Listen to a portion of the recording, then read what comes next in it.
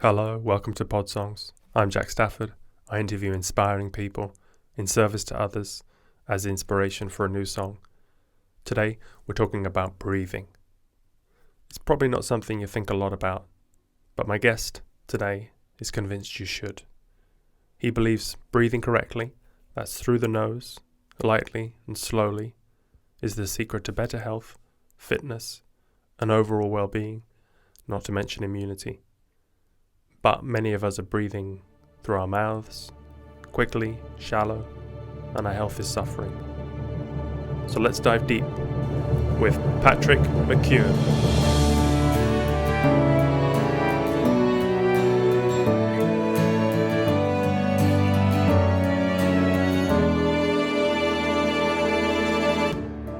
It's an interesting one. I suppose, despite the fact that the nose performs so many functions for the human body, and despite that the mouth performs no functions in terms of breathing, yet people are very often breathing through the mouth. We know that 25 to 50% of studied children breathe through an open mouth, but it's only fringes of society have realized it. It's only the so-called alternative medicine people, the complementary therapists. It hasn't become mainstream. If you're a child with asthma going to your medical doctor, you can walk into the medical doctor, you get your inhalers, you walk in with your mouth open, you get your inhalers, and you walk back out with your mouth open.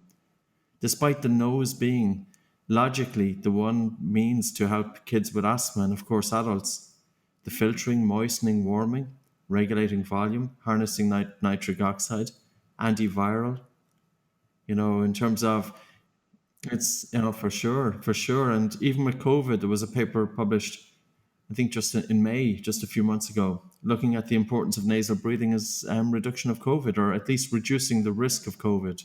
Well, you've got me convinced. I mean, I've been doing it for years. I was speaking to Dr. John Doulard a few days ago, and his book, Body, Mind and Sport, I've worn it out almost. It's a fantastic book. Great book. Yeah. He's a great guy. You were on his podcast as well. I was, and it was good to reach out to him because I came across his book probably 25 years ago. And he was definitely one of the pioneers of the importance of nose breathing, putting it out there. And he did a study with Travis back in 1991, looking at flow states with individuals, with athletes who were nasal breathing, and that they were able to activate a flow state with nasal breathing during physical exercise. So can you imagine like the coveted flow state, whereby the athlete or the painter or the musician, that everything is moving simultaneously with time, with 100% focus directed on what they are doing, in a state where the mind is both relaxed and alert at the same time. Great place to be. Can't be bottled. Psychologists are wondering, how can we covet this? How can we replicate it? And maybe it's just right under our nose, in terms of gently softening the breath, focusing on our breathing, and bringing breath work. And I suppose the other thing about breath work, Jack, is what is breath work? What are breathing exercises? I think there's a lot of misinformation out there about it. Is it good to be breathing hard, breathing more air? Is it good to hear your breathing during rest? Is it good to take big, full breaths? But coming back to flow state, when you have your attention on your breathing, you bring it into your way of life, it's easy to tap into that. And it's easy to bring your attention into present moment awareness. And it's easy to improve focus and concentration. And it's all interlinked, because if we have an active mind or a racing mind, if our mind is bombarded with thought, with incessant thought activity, our concentration is impacted, our mood is impacted, our focus is impacted, our productivity is impacted. And really the key, and I've mentioned this before, we all went through the school system here, and many of us go through university. And in order to go through university and school, you need to have an ability to concentrate and to retain information. But yet we're never taught how to concentrate. It's something that's often just expected of us. Some children will have good concentration naturally. Some children will have terrible concentration, especially mouth-breathing kids, especially those kids who have poorer sleep qualities. And I was one of those kids. So we are judged by our academic scores, our intelligence. Society is labeling us as whether we are intelligent or not based on the scores that we get in some exam. And yet there's no consideration for the mouth-breathing kid, teenager, and there's no consideration for the quality of sleep of that individual. And if sleep quality is poor, and if breathing is poor, concentration is impacted. Yeah, the master of yoga that I studied under, Dr. George King, he, one of his students back in the 60s, I think, wasn't really convinced about the benefits of nose breathing, because in yoga it's a big thing now. I mean, it's the basics, yeah. So, but he went away and he was a headmaster in like a special needs school.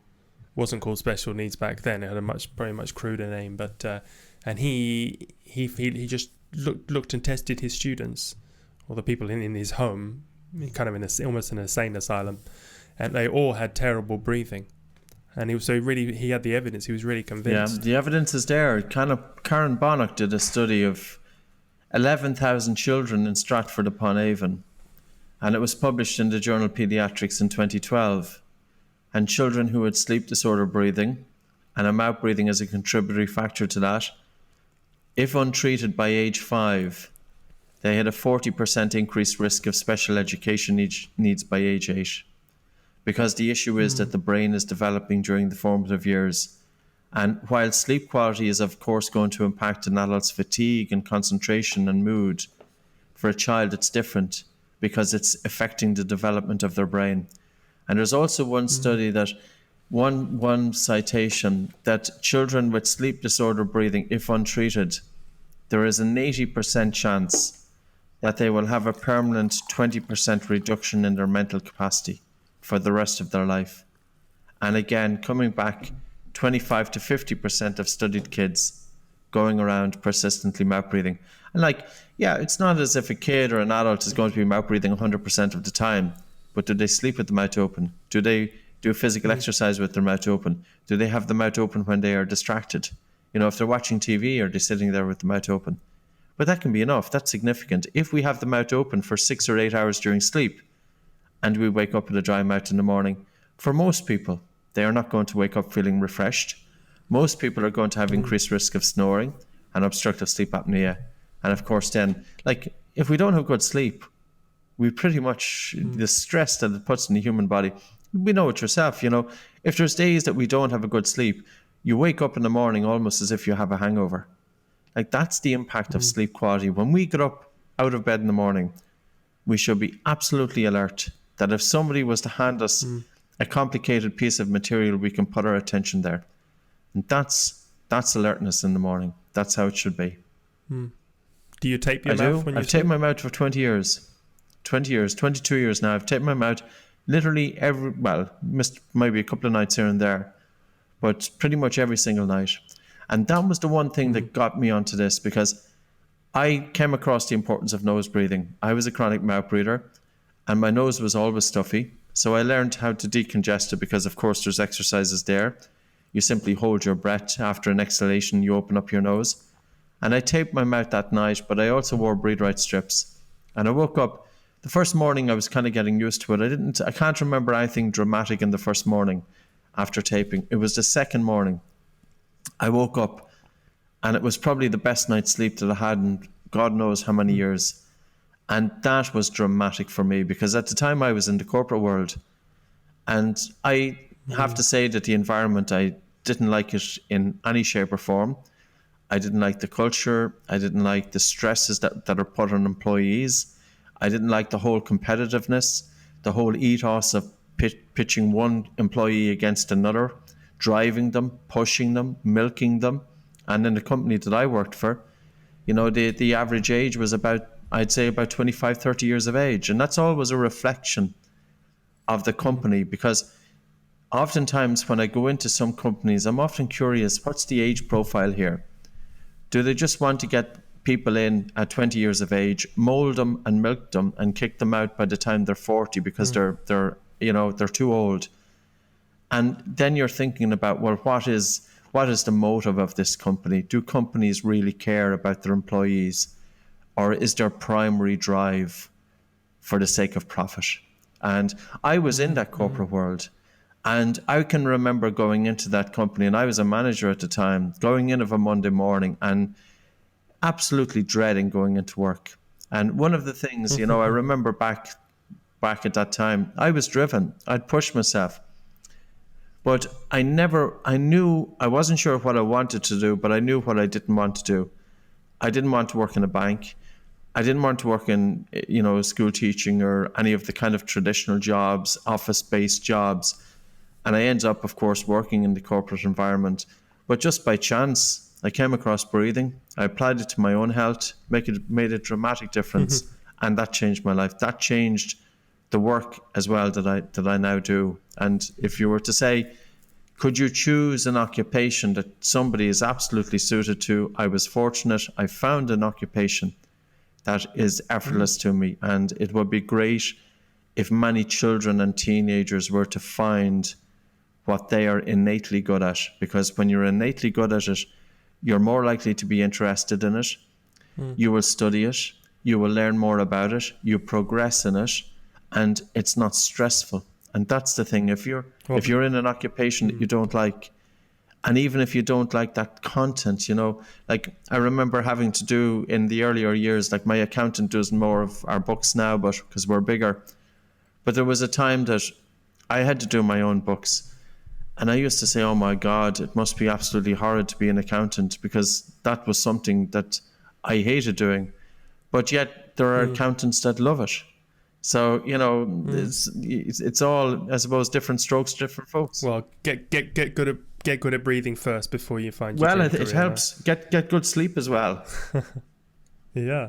So what do you use? Because obviously I have a bit of a beard now. I need to get rid of that. But what do you use to tape the mouth closed? We use a tape. Well, I brought out my own tape because we had an issue with children. And, how do you get children to restore nasal breathing? And with children very often go around with their mouth open. Is it because their nose is stuffy, or is it because of a habit? And the taping is very important, both during wakefulness, that while the child is distracted during the day. So I don't have any tape at hand because I've just moved from my office.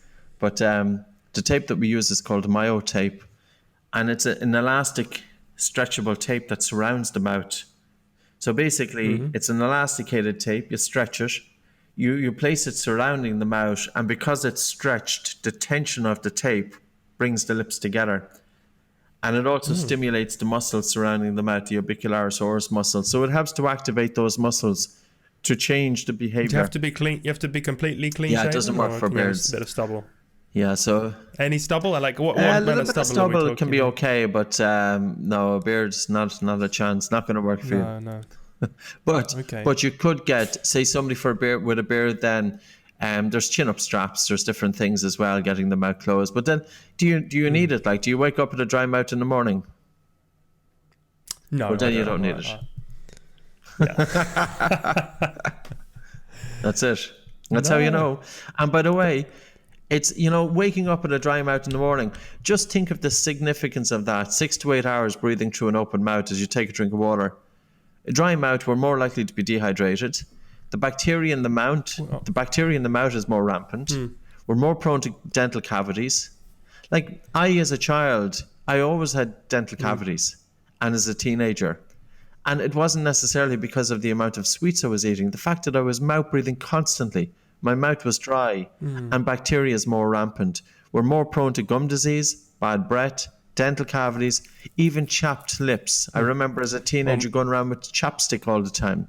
My lips were, they were so dry because you're passing that dry air across your lips and you're drying out the lips. Well, my father's a big example of that. He's had so much dental surgery, and he wakes up 3 or 4 times in the night because he's very thirsty. Yes. And he drinks. He has a blocked nose, and he has to pee, so he has a drink, and then he gets up in a couple of hours later. So that's a routine throughout the night. He shouldn't even have to get up to go to pee, because that's a sign again, and we see it with children bedwetting. So if an adult has to get up to go to the bathroom during the middle of the night, it's not ideal. If we have really deep, good quality sleep, we don't need to get up. This might be like a shorter conversation if we just say the bits that nose breathing doesn't affect, because I think we're going to touch on everything. But I'm not going to say it's a magic bullet. I mean, it affects everything. I mean, what about sex life? I mean, I've just written a new book. I've put in a chapter on sex, and it took me. Oh, you see everything. Yeah. I know, I'll just pick subjects at random, and then you tell me how they pick gardening. No. Okay. Well, yeah, you think of the gardener out there, Yeah. If they have poor breathing, dysfunctional breathing, number one is, what does the diaphragm do? It's not just for respiration, but it's also to provide stabilization of the spine. So, for example, individuals with lower back pain very often are poor breathers. So if, for example, we were breathing harder, faster, upper chest breathing, we're not getting the benefits of the diaphragm, providing that stability. And as a result, then we can be more prone to lower back pain. So you can imagine a gardener that's digging away. But not only that, the gardener can be out of breath, because if they have poor breathing, they're going to be gassing out too soon. So go again. There must be some sort of Irish quiz show where you go on and you have a specialist subject, and then somebody, when they ask you about it, are you ever related? This could be something for you. For sure. And it might be a better occupation. Yeah. It might be even moving up the ladder. No. And also for the Instagram generation, that might be listening to this thinking, I don't really care about how my brain functions, but it really affects your looks. Yes, breathing, it does. I mean, especially if you're younger, it affects the shape of your body, the length of your face, the whole. Yes.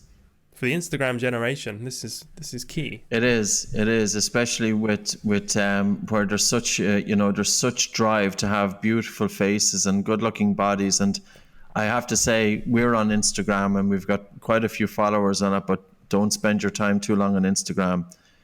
It's the greatest load of nonsense that was ever brought into the world. Well, I think we've had TikTok since that, then, and Facebook and all of that, and all it's doing is, again, this is corporate. Have you seen TikTok? I've seen it. I have a 10-year-old daughter. I'm well versed in it, and I'm also well versed in trying to set boundaries. And I tell you one thing, it's not that easy. You could write a book about it. It's a lot easier to write about it than it is actually getting your daughter and setting those boundaries in terms of taking her off the phone, getting her out into the fresh air, out into the sunshine, doing what we did. Was it easier to get her to nose breathe, or easier She's pretty to good. get her off a in smartphone? fairness, that was good, because I have asthma. In many years and years and years, there's a genetic predisposition for me to have asthma. And when I was in my childhood years, into my teenage years, into my mid-20s, really it was not good. I had moderate to severe asthma, lots of medication. I used the Buteyko Method. It transformed my asthma. But my wife was in the same situation. So genetically, we have a predisposition towards asthma. That would make that 100% of our children pretty much would be asthmatic, but she's not. Wow. And there was a couple of times that she woke up wheezy. So the trait is there. The predisposition is there. So whatever triggered her, I'm not quite sure. It might have been just damp weather. It could be anything. But what I did was I kept her at home. I wasn't traveling, and sometimes, and I kept her home from school. 8 o'clock in the morning, I got up doing the exercises with her. 9 o'clock, exercises with her. 10 o'clock, exercises with her. 11 o'clock, we stopped it. We stopped it dead in its track. It happened twice. Now she's 10 years, and, nasal breathing. Not, of course, breathing could be, it's again, not very good at compliance in terms of doing the exercises. However, the habit of incorporating nasal breathing in. So some of the exercises involve breathing in through your nose and out through your nose, pinching your nose and holding your nose, and walking while holding your breath. And that's a tremendous exercise with asthma. It's a little bit like swimming underwater. So you can imagine that children years ago used to be told by their doctor, if they had asthma, they were told to go swimming. So as they are swimming, their swimming is forcing them to breathe less. So what we recognize is that people with asthma and kids with asthma, they very often breathe faster and harder. And what this is doing then is cooling and drying out the airway walls and causing inflammation of the airways. So we use the exercises often to replicate the effects of swimming, but you can do it in your living room. And for children, we've put all of the exercises out there for free. Every single exercise, the complete children's program, free of charge. We don't look for emails, no nothing. You just go to the website, ButeykoClinic.com. The oxygen advantage. No, it's actually ButeykoClinic.com. Different website, more focused in terms of health. So ButeykoClinic.com/Buteyko Children. And you'll see 9 exercises. That's a Russian technique. Yeah, it's a Russian technique. It was developed by a Russian doctor, Konstantin Buteyko. back in the 1950s. And, a very interesting technique. And to this day, his exercises have relevance because with the oxygen advantage, I steered away from it a little bit. And I started bringing in other aspects that we could do. Because, of course, if we are trained in a particular tradition, we can't deviate outside that tradition. So in terms of the Buteyko method, I've kept a Buteyko method. But with oxygen advantage, we could bring in anything that we could that was benefit. So, for example, we brought in more about the biomechanics, more about resonance frequency breathing, more about bringing these breathing exercises into sports and physical exercise. So the crux of the Buteyko method is focused on the biochemistry of breathing. It's about recognizing that many people breathe a little bit faster and a little bit harder. And as you breathe more air, if you were in a habit of breathing a little bit faster and harder, you blow off too much carbon dioxide from the blood through the lungs, and as a result, blood vessels constrict, and less oxygen gets delivered. Now, you mentioned yoga earlier on.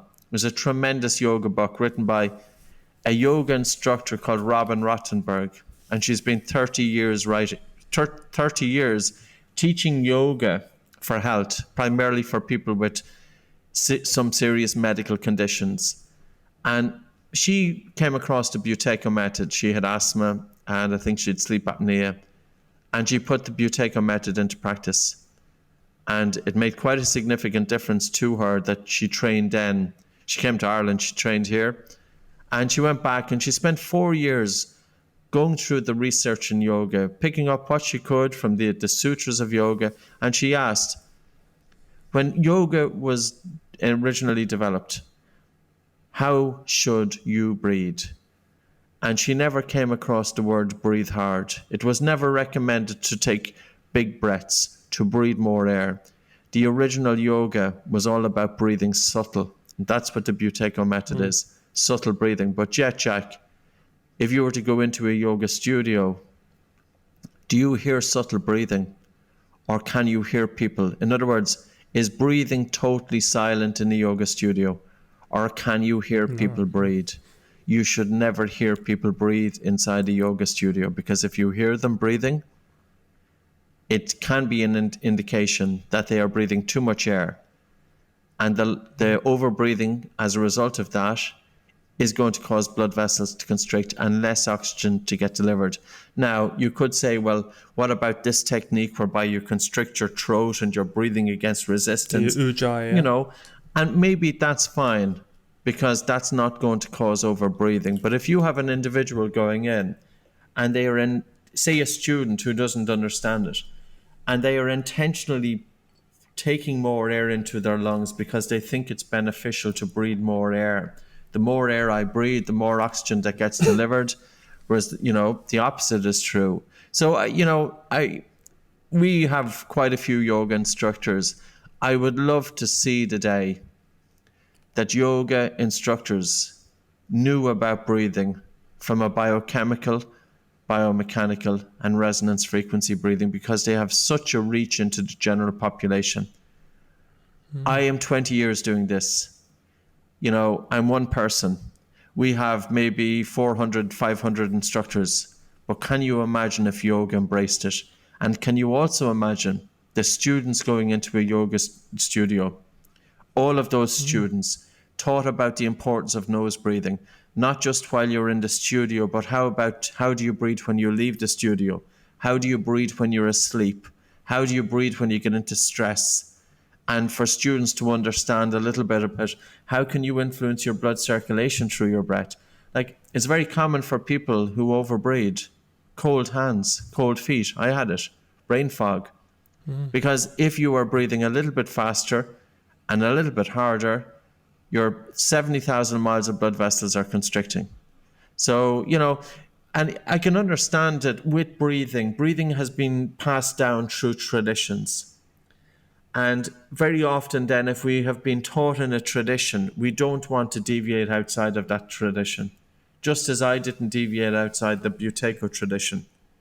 But then I set up Oxygen Advantage, and I'm still, I've got Buteyko, of course, which is wonderful.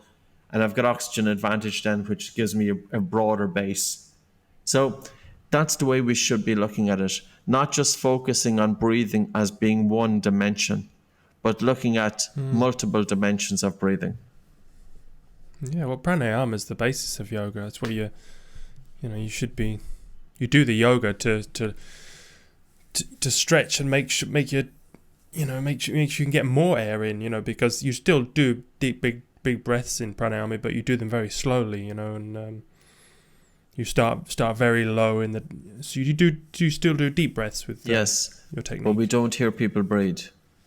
Very slowly. Yeah, it's very, very slow. But again, you have to consider, say for instance, if I have somebody breathing in really slowly, they could be breathing in a big breath really slowly. Or they could be breathing in a very, very light breath really slowly. And if you think of an experienced yoga student or a yoga instructor, they typically will have a very high breath hold time. They typically can reduce the amount of breaths that they breathe maybe down to 1 or 2 breaths per minute. That's indicating that they have a reduced chemosensitivity to carbon dioxide. But does that imply, and talking about pranayama, the book that Robin Rottenberg that I referred to that she wrote, that's called Restoring Prana, and it's a UK publisher. It's 120,000 words. And I think it's just amazing that when yoga, the original techniques, that in terms of how scientific were they, that they absolutely knew the human body inside out, back to front, with nothing that we have today. Humming, which is often part as well of different meditation techniques. And since 1991, it was identified that there's a gas called nitric oxide from the upper airways. And when you hum, you increase nitric oxide in the nose. As high as 15 to 20-fold. And nitric oxide is the gas that's antiviral. So, for example, individuals who are breathing through their nose are less prone to colds, less prone to chest infections, less prone to viral infections. And that's what the nose is doing. So it's amazing that when you do go to the original traditions, what they knew, and they were scientists. They were the scientists. That's what I love about Dr. John, because he takes that ancient science and proves it. Yes. With modern. Yes. Ancient wisdom with modern science. I've followed his book, and I've been practicing for quite a few years now, and I can do salutations with one breath. And I was down to, I'm a cyclist, so I can ride, at 6 breaths a minute on the bicycle. So just breathing slower, I find it really helps a tip that worked for me is have a gladdening sensation around the nostrils, that you have this relaxed, so the breath goes in very relaxed slowly and comes out very slowly. It just kind of floats in and out. Yeah, for sure. But you have a great advantage in terms of breathing because you've got wide nostrils. And normally Caucasians, if you look at mine in comparison, I've got a deviated septum. One nostril is smaller. I can see you're way off to one side. I'm totally off. And that's very common. Had an accident? Or? I would have had a few, put it that way. I grew up in a small little town, and there was a couple of rough elements about the town. So I played a game as well called hurling, which is a game with sticks. So with sports as well, I suppose you're going to get knocks. And growing up as a kid, you tend to get knocks anyway, So that's what happens. But in terms of the 6 breaths per minute, when you think of the research behind that over the last 30 years and how we can influence the autonomic nervous system, how we can bring the body into balance between the stress response and the relaxation response, how we can improve resilience. And also, 6 breaths per minute was found to be the ideal average in terms of helping bodily systems to recover from stress. So say, for example, there's heart rate variability, and therapists of old would, when their client come in, the therapist would take the client's pulse and would be following their pulse. In other words, following how fast or, what's the speed of the pulse rate. And when the therapist is following the pulse, the therapist is also watching the person's breathing. And what they're trying to find out is, what's the synchronicity between the breath and the pulse rate? So as the breath is coming into the body, does the pulse rate get faster? And as the breath is leaving the body, does the pulse rate stay the same, or does it get slower? So typically, if, for example, you are working for somebody and you want to get an idea of where you are in terms of the balance of the parasympathetic, sympathetic nervous system, the heart rate during the breath in should be faster, and the heart rate on the exhalation should be slower. And that's a very good indicator of vagal tone, of the functioning of the autonomic nervous system, of the balance. But if you have an individual that as they breathe in and as they breathe out, that the speed between beats remains almost the same, it's not a good sign. And individuals who are disturbed by stress, individuals who are emotionally or physically unwell, they typically have reduced heart rate variability. Heart rate variability gives us, it's really a clinical measure of stress in the human being. So if you think of somebody who's had a divorce and it's been measured, people who've gone through a divorce typically have reduced heart rate variability. So how can we measure the impact that stress has in the body? But a scientific way of measuring it is HRV.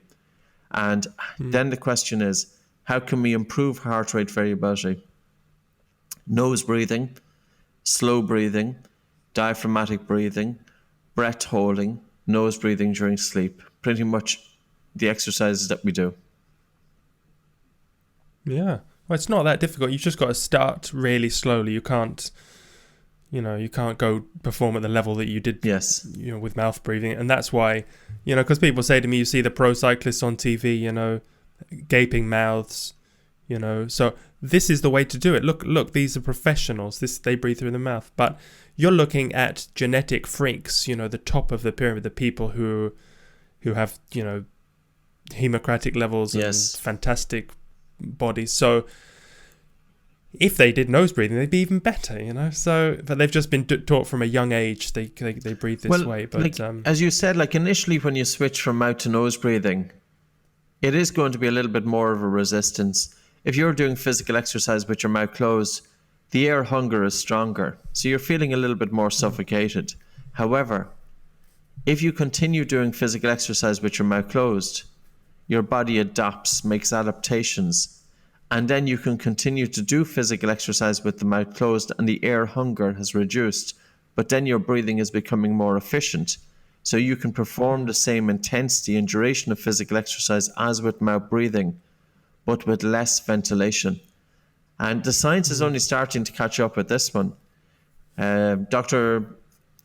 George Dallam is a professor of medicine, sport medicine in the United States, and he's been very interested in nasal breathing during sport for about 5 or 6 years, working with some of the top athletes, triathletes, and he was a pretty good, renowned athlete himself. And he did a study back in 2018. He got 10 recreational athletes. He had them breathe through their nose during all physical exercise for 6 months. And at the end of the 6 months, he compared them with nose breathing versus mouth breathing. And with nose breathing, they had 22% less ventilation. They were able to achieve 100% of their work rate intensity with nose breathing as with mouth breathing. So the advantages with nose breathing, the fraction of expired oxygen was less, meaning that the body utilized oxygen better. And I cannot tell you the amount of people who have come back to me and said, my recovery is so much better. I go for a run with my mouth closed. I do physical exercise with my mouth closed. And when I'm finished, I just feel that I can do it again. And recovery is very important. And a lot of athletes now are tracking their recovery. And they track it with various devices such as Garmin or Whoop or Leaf or whatever they're using. So, again, it's coming back to, it's really about quantity and quality. You go into a local gym and you'll see 95% of people in there with their mouths wide open, breathing hard. What is it doing? Number one, the mouth is doing nothing in terms of breathing. Zero. Zilch. The mouth is drying out the air. It's activating the upper chest. It's reducing oxygen uptake in the blood. It's reducing oxygen delivery to the tissues. It can be activating a fight or flight response. You're not harnessing nasal nitric oxide. You're not getting the amplitude of the diaphragm. And mouth breathing and poor breathing patterns, how we breathe also affects our movement. So if we have dysfunctional breathing, we have dysfunctional movement, and we are setting ourselves up for greater risk of injury. So, yeah, and it's probably coming back and saying, well, here's more stuff now that the breath is applications to. But it's amazing the depth of when we look at just what we can do with breathing. It is absolutely amazing. Yeah. You just got to start, really slowly. Like I started just on the meditation cushion, doing longer breaths, and then you walking around the, doing it the long breaths, and then you get on the bicycle and do it longer, or in your exercises, but just very slowly increase. There's easier ways, because actually there is easier ways to do it. But you have to physically change your. You have to breathe lower. I mean, there's so much physical change that has to go on with your rib cage and that to be able to breathe or do a full yogic breath. I mean, it takes years to do it properly. In terms of the biochemistry of breathing, to get used to slow breathing, what we do is with our students, we get them to deliberately underbreathe for about 4 to 5 minutes. Okay. So we have them breathe less air than what they're used to. This increases carbon dioxide in the blood. They feel air hunger. So we're exposing them to the feeling of slight suffocation to get the body then to change breathing patterns so that breathing naturally becomes slower from a biochemical point of view. And it's quite quick. We also use breath hold time to measure. So, for example, we have the Bolt score and the oxygen advantage. You take a normal breath in and out through your nose, you pinch your nose and hold. You time it in seconds until you feel the first definite desire to breathe. An experienced breathing student will have a higher breath hold time than an unexperienced breathing student. But a student with a low breath hold time will have a harder time slowing down their breathing. They will also have a harder time doing physical exercise with their mouth closed. So this way, when we're talking about breathing, it's not just about the biomechanics, but the volume of air that we breathe. And consequently, like if you go for a run with your mouth closed and you feel that increased air hunger, that's actually good. The increased air hunger that you feel going for a run with your mouth closed, that's not because of oxygen drop. It's not oxygen that's the driver to breathe, it's carbon dioxide. So by running with your mouth closed, your nose is smaller than the mouth. And as a result, carbon dioxide increases in the blood. You feel a greater air hunger, but it's almost that you're exposing your body to the increased carbon dioxide. And your body then becomes accustomed to tolerating the higher carbon dioxide pressure. And as a result, then your breathing becomes lighter and slower. But it's all interconnected. The biomechanics, the biochemistry, and resonance frequency breathing, it's all interconnected. But I would say that the foundation is with nose breathing, because when you breathe through your nose, you can improve the biochemistry of your breathing. When you breathe through your nose, you typically target breathing low because your nose is more activating it circulates the air like a turbine than the mouth, because it's very simple, I suppose, with mouth breathing. You look down at your chest, you take a breath through the mouth, and you see that as soon as you mouth breathe, you start upper chest breathing. So, and then when we breathe with greater amplitude of the diaphragm, we are more likely to breathe slow. And when we breathe slow, that in turn then is going to improve resilience and heart rate variability. So it's all interconnected. I've noticed in my meditation that when I concentrate on different parts of the nose, if I concentrate on the edge, then it activates the diaphragm. And if I, it's very slow, much slower. And if I concentrate higher up in the nose, then the air breathes a lot easier. It's funny in your meditation where you concentrate on those different parts. What about the Wim Hof technique? What do you think of that? It's probably one of those famous it's a very interesting technique. It's getting a lot of benefits for a lot of people. It's a stressor. So it's a stressor. You're hyperventilating for 30 breaths. Then you're hyperventilating to get rid of a lot of carbon dioxide, really a lot of carbon dioxide from the blood through the lungs. And then you exhale after taking 30 big breaths. You exhale, hold your breath. And you can hold your breath for a long time because you've depleted your carbon dioxide levels. Because carbon dioxide is the drive to breathe. So if you've got rid of carbon dioxide from the body, well, now you can hold your breath for a long time because it's going to take some time for carbon dioxide Because levels. he holds the breath out the body, no? Well, he normally take a normal breath in and out and hold the breath. Hold the breath with the no air in the body. Exactly. After an exhalation. So that's the way we do it as well. Like the only difference in terms of the Wim Hof method and the breath hold exercise that we do, the only difference is that with the Wim Hof method, you've got the 30 hyperventilating breaths beforehand. That's it pretty much. So in terms of then the 30 hyperventilating breaths, that does produce a different effect in terms of blood gases. For example, he will have, in terms of, with using the Wim Hof method, you can produce a more hypoxic, a stronger hypoxic response, but a weaker carbon dioxide response. Whereas we produce, even though we're producing severe hypoxia, it's not to the same extent as the Wim Hof method, but we increase carbon dioxide. So we are hypercapnic, hypoxic. And the Wim Hof method, according to Cox's paper, when you look at the blood gases, is hypoxic, low oxygen, hypocapnic, low carbon dioxide. So a slightly different effect. And, it makes sense. You're stressing the body, you're forcing the body to make adaptations. And it may be that the hyperventilation and the breath holding is stimulating the vagus nerve. And by increasing vagus nerve traffic, then you can in turn reduce inflammation. And this was back, 1993, there was a neuroscientist called Kevin Tracy in New York. And he conducted an experiment, and I'm not sure what animal he was working with, but his experiment was if he could electronically stimulate the vagus nerve, could he reduce harmful inflammation? And he showed it could, even with, for example, rheumatoid arthritis. Now, this was unknown at the time because stimulating the vagus nerve and releasing what's called acetylcholine or vagus stuff, this has been known back since 1913. I think it's Lowy was I'm probably pronouncing his name incorrectly, but he first isolated the heart of a frog, and he found by stimulating the vagus nerve that he could slow down the heart rate of the frog.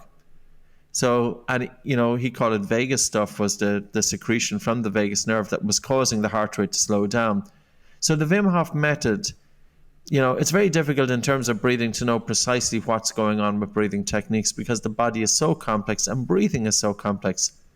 But it's likely that it's impacting the vagus nerve. But it's definitely influencing the immune system. So, for example, anti-inflammatory cells increasing and pro-inflammatory cells, inflammation, cells which are causing inflammation, decreasing. And that's all good. That's really, really good. Okay. I'm also studying these. I got into metaphysics when I was in India, and pranayama is one of the best ways to raise kundalini and get prana in your body, and you open your chakras and these incredible things. So maybe that is what is happening, and then these physical things that we can measure are just the kind of results. Yeah. All these, if you're not psychic, you can't see these things and you don't feel them. But yes, yeah, and there's a lot in terms of life that we don't see and we don't feel and we can't measure it. There's too much, life can be pretty amazing, and we're always expected to have a scientific answer of what's going on. We don't even know why we're here. We don't even know what our purpose here is. If we don't even know that, how can we expect to know anything else? In reality. And that's going even deeper than that, but yeah. Well, I've joined a spiritual organization called the Aetherius Society, and they explain what happens after you raise kundalini, because you're up through all the chakras, and you achieve enlightenment, then ascension, and then cosmic consciousness, and then you can leave the birth cycle of this earth. So. And with breathing, you can become an adept by raising kundalini to the throat chakra. But you have to have amazing concentration. You have to be able to concentrate on a leaf for 4 or 8 hours without thinking of anything else. You have to have superb mind control. And I've found doing deep breathing exercises makes you thinking a lot more. You get a lot of deep thoughts now when you're doing deep breathing. I don't know if you've noticed this, but it's pours fuel on the fire, and it's very difficult to control the mind when you're doing these deep breathing. No, have you found that? I haven't, to be honest with you. I find in terms of looking at the breath, a lot of our focus, say from a biochemical point of view. So when you talk about a deep breath, are you talking about, really what's happening in terms of the volume of breathing there? If Well, somebody is holding the deep breath when you're breathing, holding the, when yeah, you're you're doing holding the the, breath, yeah. but when we're working with, say, with students, and over the years, I've often found working with people with anxiety and people with racing mind, that when you really slow down the breath to the point of air hunger, there's something about the air hunger that anchors the attention onto the breath and the mind is less likely to wander. So maybe that might be an interesting one to be experimenting with. But I haven't found the opposite. I haven't found that, like when we're doing deep breathing, we typically have hands on either side of the lower two ribs. And as we breathe in, we're generating intra-abdominal pressure, the ribs are moving out. So breathe in, the ribs are moving out, and breathe out, the ribs are gently moving in. And with that process, even though we're breathing deep, we're not breathing big. And I would even encourage people to breathe deep, but also to breathe less air as you breathe deeply. And just showing people that you can activate the lower regions of the lungs. And you don't have to be taking intentionally big breaths. If I have a dog or a cat or any animal, the dog or cat or a young baby, they're all going to naturally breathe deeply into the lower regions of the lungs, but none of them are taking intentionally big breaths. So that's just, I suppose, the interesting aspect. But in terms of the breath itself, in calming the mind, there's a psychological aspect to it, of course, when we have our attention out of the mind on our breathing and we're holding our attention there. That's training the brain to be that our attention is anchored onto the breath. And then we would do light breathing. And with light breathing, then we can increase blood flow to the brain and oxygen delivery to the brain. And lighter breathing has a calming effect on the central nervous system. And then we do slow breathing. And slow breathing also has a calming effect on the mind because there is a structure in the brain. There are neurons in the brain that are spying on our breathing. And if we breathe fast, this structure in the brain, these neurons, they communicate their findings to another structure in the brain. So fast breathing causes agitation of the mind and slow breathing causes calmness of the mind. And then if we look at the diaphragm, if we can increase amplitude of the diaphragm, it also has a calming effect. So if we can calm the mind from a physiological point of view, and we can create some space between thoughts, it can be very, very beneficial. Now, I remember, for example, doing the Vipassana meditation, and the whole focus is primarily anapanasati, that you're focusing on the breath coming in and out of your nose. And it's wonderful. But there is a tendency for the mind to wander. For most people, and like I'm following my breathing a long time, and I would certainly have much less thoughts now than I did 22 years ago, put it that way. And I'm not sure of the percentage, but I would think I've often put a figure of 50%. Because my mind would have been racing, and many minds are racing. It's very normal for Western society that the mind is racing. Now, some people naturally have a quiet mind, but some people naturally have a racing mind. And as I said, like even with education, we are gave the tools to think, but we are not given the tools to stop thinking. We are training the brain to be analytical. But we are you start the car, but you can't. There's no brake. Where's the brake? You don't need that. Yeah, that's exactly it. We're sent out into the big bad world, and we're consumed by thought. So, if if somebody's coming into me with a racing mind, I have to say to them, listen, just focusing on your breath is not going to be enough for you because number one is you're likely to give it up very soon. You're going to get frustrated with it. And two, if you have a dysfunctional breathing patterns and also if you have poor sleep quality, your mind is active anyway. So we have to change the respiratory physiology. And from even, it is known physiologically that if we hyperventilate or if we breathe faster and harder breathing, more air than what we need, and blow off too much carbon dioxide, and this carbon dioxide thing about bring in oxygen and get rid of as much carbon dioxide as possible, how oftentimes have we heard that? Get in all the good gas, bring in as much oxygen as you can, get rid of all of the toxins. What are we getting rid of when we breathe out too much air? We are getting rid of too much carbon dioxide. And the loss of carbon dioxide increases blood pH. And the increase to blood pH is causing the central nervous system to be aroused. So that's the brain, the spinal cord. So the body is going into a state of agitation. The mind is going into a state of agitation as a result of hyperventilation syndrome.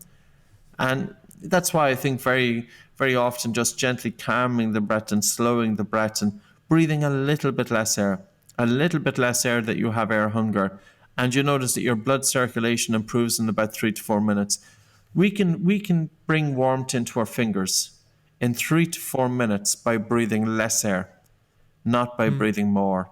And conversely, if an individual is hyperventilating, they'll often feel lightheaded, they'll often get colder hands, and because the blood vessels constrict in response to hyperventilation. So, this is the breath. You have some exercises to hyperventilate, and you have some exercises to do the opposite. And that's the interesting thing about it. Yeah. I've noticed, when I do the slower breathing, I can get through my inbox much easier, if I'm breathing shallow and quickly, the inbox is a battle, but if I breathe, deeply and slowly. And I suppose that makes sense, because when we have slower breathing, we can hold our attention on doing what we are doing.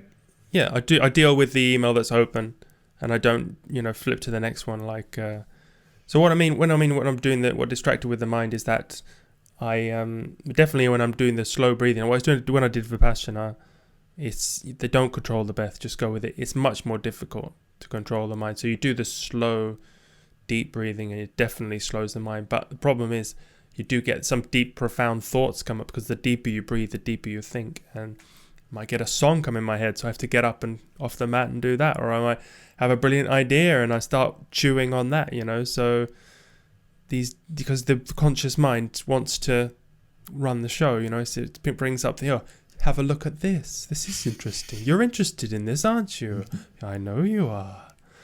So this is the problem. Test. Yeah, well, as you breathe deeper and deeper, you get even more of these. You can see visions, and you can see, not personally, but and it's just your conscious mind trying to disturb you. So, yeah, it's amazing. That's cool. Yeah, it's a bloody pain in the ass. I mean, if you can control your breath, and these yogis know, incredible. They're more into the breath than you are, and that's saying something. Though. Of course, yeah. Their life is breath.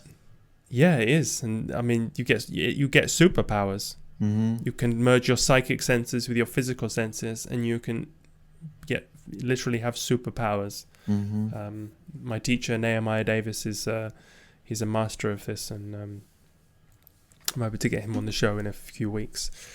And yeah, I don't know how long they can hold their breath for or what they can do, but breathe in. I think some people breathe in and out one breath half an hour. So if you do it long enough, that is amazing. One breath to a half an hour.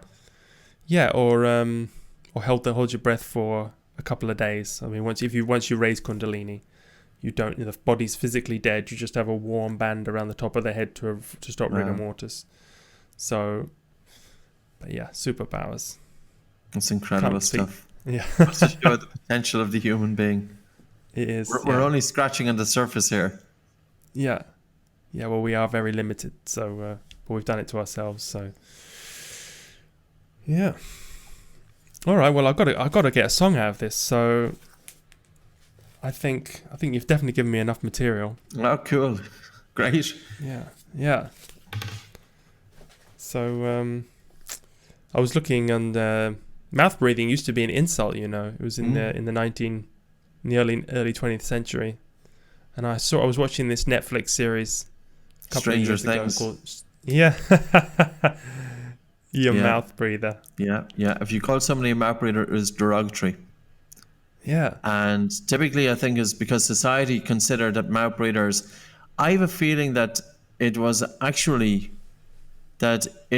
people with intellectual disabilities were more likely to mouth breathe.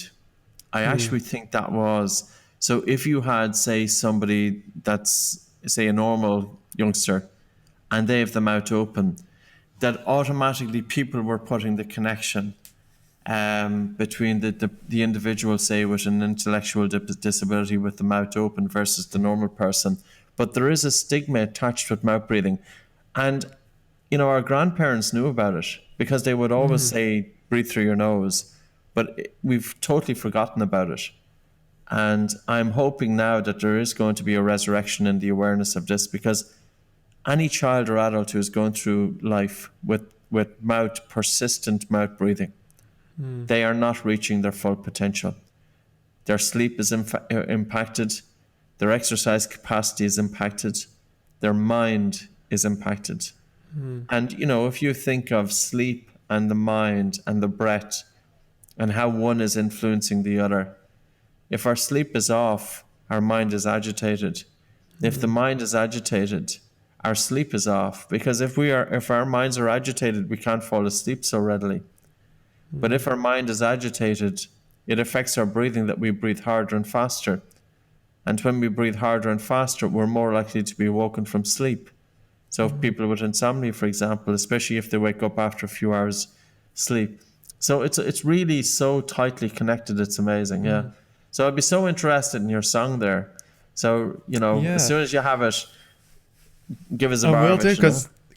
Because people, they listen to so many podcasts, and they all have there's always some advice. You've been on all these podcasts, and everyone's saying this is the thing, the wonder thing you have to do, or this is the biohacking thing that's going to change your life. But buy this product or do that. But with nose breathing, it's just this is the one that you must. Well, it makes sense. Nature has equipped us with a nose and a nasal cavity, and I suppose many people might think, like, what is the size of the nose?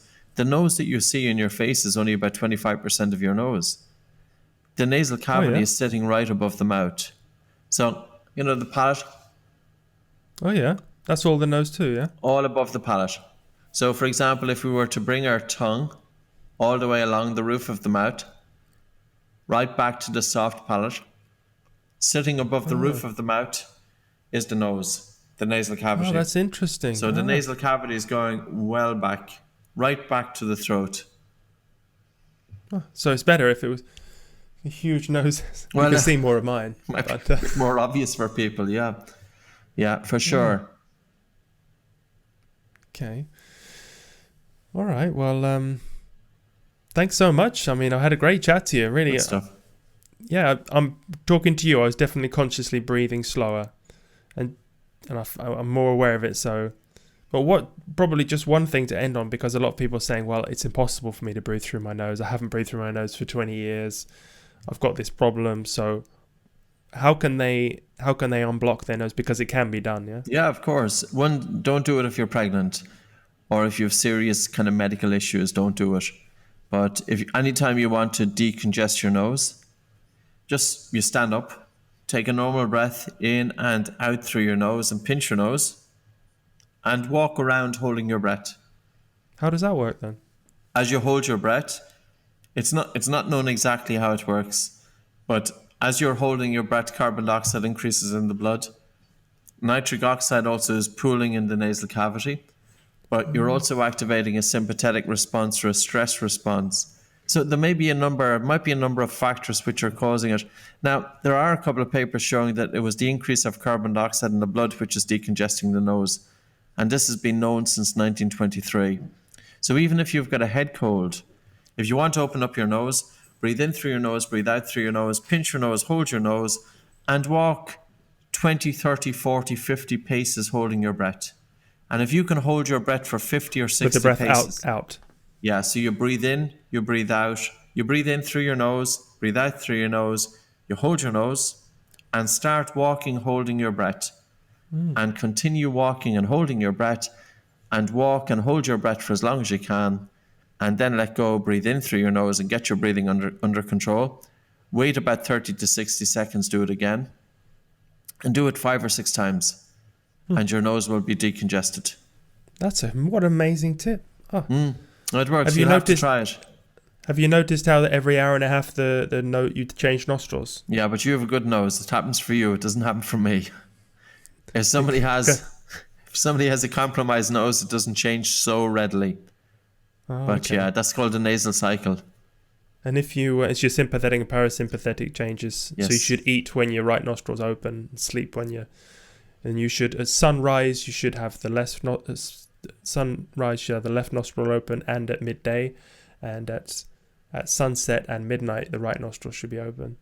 That's cool. And if you have somebody who's just breathing all the time through their right nostril, they're a very rajasic person. You can tell they're like a super motivated, kind of aggressive person, and someone left who just all the time breathing left, yes, is very, very passive and very lethargic. So okay. you need to have this perfect balance and this constant shifting throughout the day. That's cool. Good stuff. Yeah. Well, I could keep going for another hour with you, but I think we definitely share the same passion. So, yeah, but I think we've got enough for the audience. Great stuff, Jack. And I've got to get to work on the song, otherwise never get it done. All right, Patrick, thanks again. You're very welcome. Great to talk to you.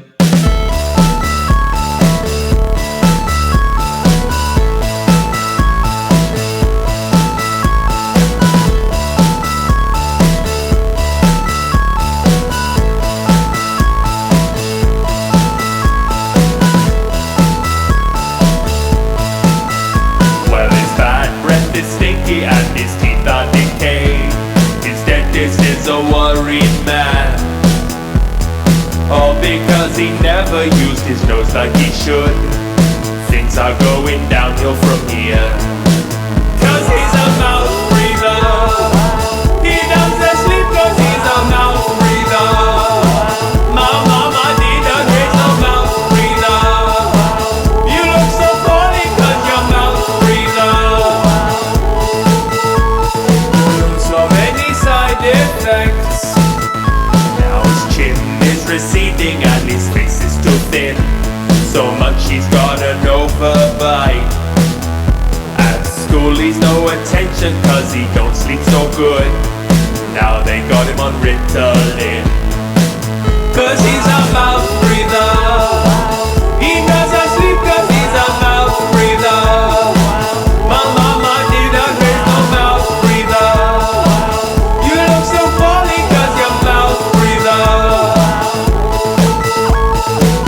So many side effects.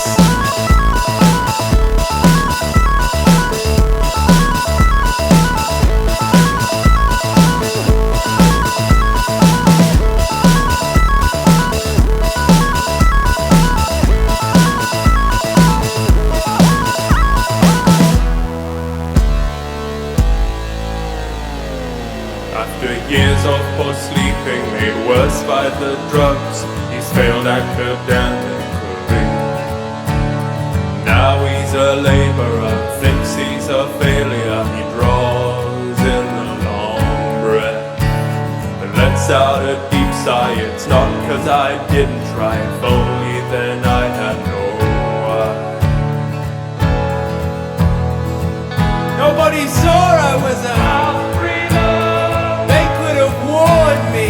Mouth breather. They should have told me. Mouth breather. I would have changed. Now I've got immunity. Mouth breather. No opportunity. Mouth breather. I lost my dreams. Mouth breather. It's too late for me.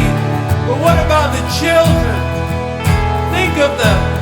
Mouth breather. Save one of them. Mouth breather. Shout out to everyone. Mouth breather. The cycle must stop. Mouth breather.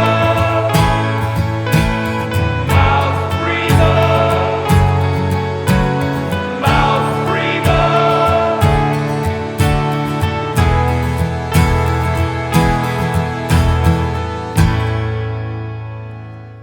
Thanks for tuning in. Hope you enjoyed it. If you'd like to hear the song again, you can get it on Spotify, Deezer, iTunes, Apple Music, YouTube, anywhere. And if you stream 1,000 times, I can afford to buy a cup of coffee. If you really want to support the show, please go to podsongs.com and pay $1 for it, or €1, depending on where you are. Even if you don't want the download, send it to a friend as a gift. And if you could share the podcast as well, that would be great. Thanks to my musicians, Maurizio Sarnicola and Massimino Vozza, and my researcher, Dori Verbo, and thanks to you, the listener. See you next time.